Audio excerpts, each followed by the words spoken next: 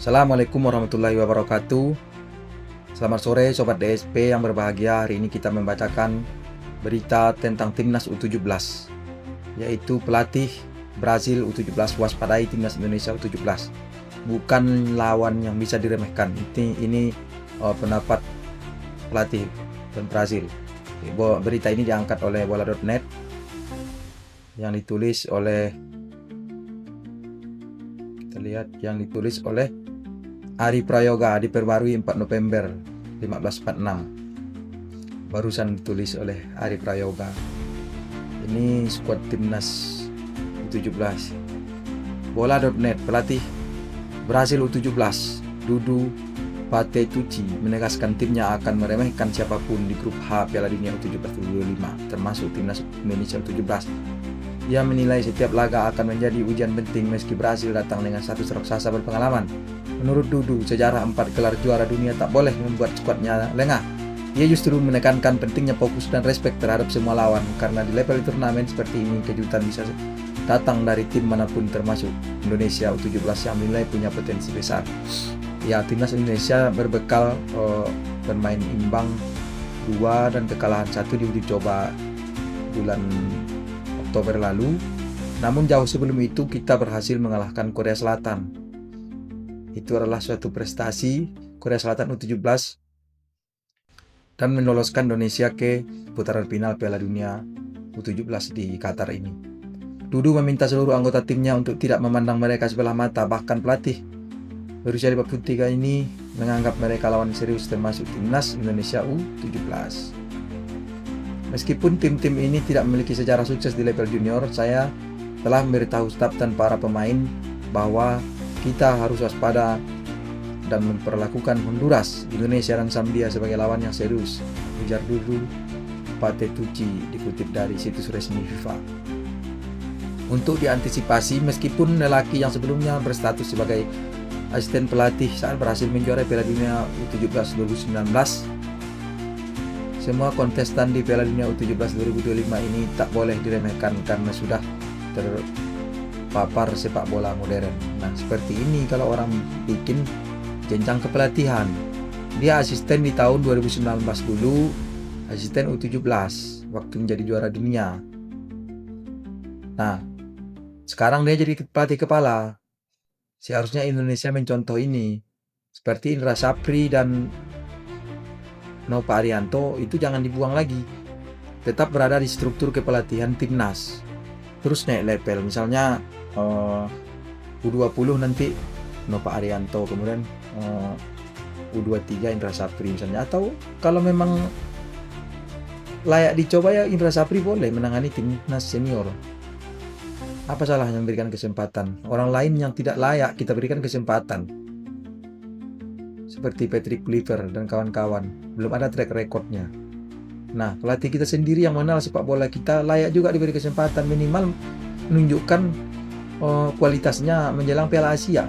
Disinilah ketidakadilan para pengurus PSSI. Saya yakin kalau misalnya ditunjuk ketua umum PSSI, pelatih timnas itu, kalau tidak Nova Arianto misalnya atau Indra Safri, masyarakat akan menerima baik itu pendukung STY maupun yang tidak mendukung STY, karena statusnya walaupun diangkat dari pelatih, tetapi dia bisa untuk membawa Indonesia untuk mengikuti tur FIFA Matchday November setidak-tidaknya. Dan di Maret nanti layak diberi kesempatan, berikan saja kesempatan dia untuk menangani timnas senior. Kalau nanti progresnya misalnya di November kita kalah, ya sudah, silakan tunjuk pelatih yang lain, kembalikan Indra Safri ke U23. Ini langkah nih, contoh dari Brazil ini, asisten di 2019, sekarang dia jadi pelatih kepala U17. Mungkin yang pelatih kepalanya itu sudah menjadi pelatih U23 lagi sekarang di timnas Brazil. Itu adalah sistem yang sudah dibangun. Kalau timnas Indonesia mau meniru ini, ya ini kita akan mendukung PSSI sebelumnya. Meskipun demikian, dia memastikan apabila stafnya sudah bekerja keras untuk memetakan kekuatan lawannya di grup H, dia menegaskan Seleção siap menyapu bersih semua laga untuk lolos ke fase berikutnya. Oh, jangan bilang bos, Saya yakin timnas Indonesia dan Brasil bisa akan bermain draw 1-1. Kawan-kawan, menurut kawan-kawan, berapa skor timnas Indonesia melawan Brasil? Tulis di komentar. Kalau saya pribadi, skornya akan draw 1-1. Tentu kita sangat menganalisis dengan seksama lawan-lawan yang akan kita hadapi di fase penyisihan. Kita akan masuk ke fase grup dengan target mengalahkan semua lawan dan lolos ke babak gugur ibunya. Indonesia juga punya target yang sama. Indonesia berharap nanti malam setidak-tidaknya bermain draw, tetapi kalau ingin aman harus menang nanti malam melawan Zambia pukul 22.45. Jangan lupa kita nonton sama-sama di RCTI mungkin. Dudu PT Tuci memang sudah mengenal hampir semua pemainnya dengan baik, sebab mereka semua merupakan pemain andalannya sejak masih memperkuat timnas Brasil U15. Generasi ini mulai dibentuk pada 2021. Kesuksesan Brasil U17 menjuarai Piala Amerika Selatan U17 2025 bakal menjadi modal berharga di ajang ini. Apalagi selain meraih gelar, tim asal negeri Samba itu juga tampil tak terkalahkan. Nah, satu lagi. Jadi ternyata Dudu Patetucci ini ikut juga di kepelatihan U15 Brasil yang sekarang bermain di U17. Itu sebetulnya sudah dipraktekkan oleh STY kemarin dengan Indra Sapri dan Noparianto U16, Indra Sapri U20, tetapi STY tetap ikut menangani dan beri masukan kepada U16, U17, U19, U20 dan U23. Dan U23 sendiri STY. Sebetulnya sangat bagus sekali STY di dalam struktur kepelatihan timnas yang lalu. Namun nasib timnas kita, nasib bangsa Indonesia tidak bisa memanfaatkan lompatan yang telah dilakukan oleh PSSI. Kita memang salut juga kepada PSSI, pengurusan PSSI selama ini yang telah mendatangkan pemain-pemain diaspora, memanggil pemain-pemain yang berdarah Indonesia ikut membela timnas Indonesia untuk mengangkat lompatan, mempercepat prestasi timnas Indonesia di level senior. Tetapi malang nasib kita, ada goncangan di tengah jalan sehingga inilah yang kita terima. Nah, harapan kita sekarang tertuju ke U17 ini. Kalau U17 ini mampu mengobati rasa kecewa kita akan merasa tidur dengan nyenyak dan lega. Nanti mudah-mudahan setidak-tidaknya lolos ke babak gugur 32 besar. Nanti di pertandingan ini dari 12 grup kali 4, 48 klub.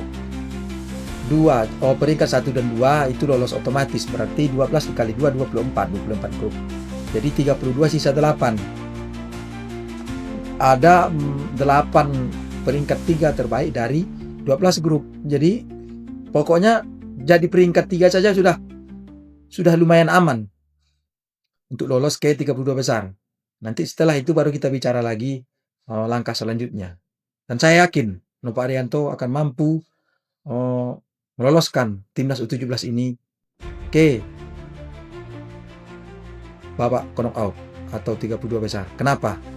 Karena sistem yang dilakukan adalah warisan dari Sintayong. Apakah Anda yakin? Tulis di komentar. Saya sangat yakin. Beliau masih berkontak-kontak dengan STY, mencari masukan, atau beliau tetap akan meminta pendapat, atau setidak-tidaknya beliau tetap menerapkan apa yang telah beliau pelajari dari STY selama ini. Nah, ini perlu, langkah seperti ini perlu dilakukan oleh PSSI untuk seterusnya.